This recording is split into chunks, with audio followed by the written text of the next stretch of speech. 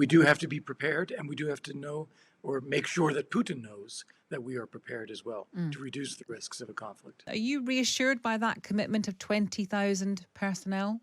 Look, we have to start somewhere, right? As you pointed out in your questions, British forces have gone through a period in the past of reduction in size and in capability.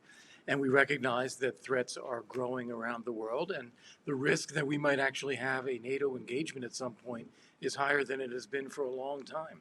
So we do have to do the exercises. We do have to try to put more resources into defense, and many European countries are doing that, not just the UK.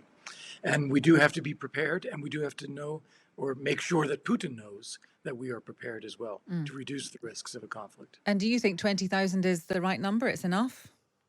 It's a number. I'm not going to judge, what the exact right number should be for an exercise or for the British forces. That's something for the UK authorities to decide. But the key thing is capability. We have to make sure that we are investing, we have the capability, and that everyone knows that we have the capability. Okay, well, let's look at it a different way then. In 2020, America spent more than double its proportion of GDP on defence than the average NATO member. So that's 3.7% compared to 1.8%. Presumably, well, I don't know, how would you persuade other NATO members to get nearer to the 3.7% than the 1.8%? Well, the easiest way to persuade them is to say, look over your shoulder at what Putin is doing to Ukraine. You don't want that to happen to you, so you better invest in the defense resources to make sure it doesn't. And take a look at Poland, which is this year going to spend 4% of GDP on defense. All of the Baltic states are paying more than 2%. Germany has pledged many times to get to 2%. They're not quite there yet. Other countries are beginning to increase as well, Sweden also. So I think you are seeing countries realize that they need to do this.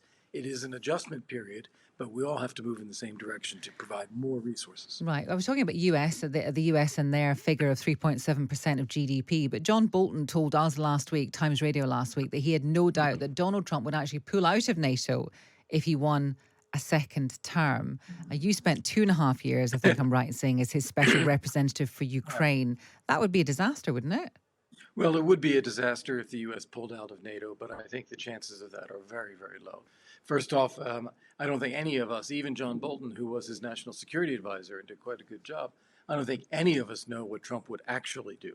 I think he says a lot of things, but what he actually does is often something different.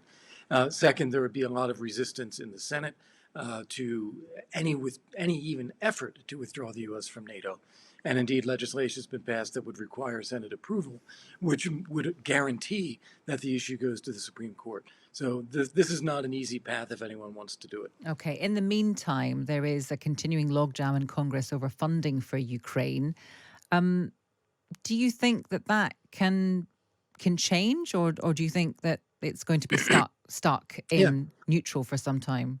Yeah, well, let's be clear. There's not a logjam over funding for Ukraine. There's a logjam over funding to control the U.S. southern border.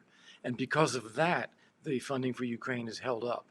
The majority of Republicans and Democrats in both the House and the Senate support the aid package for Ukraine, the full $61 billion. I'm very confident that will get passed once the way forward on the southern border is figured out.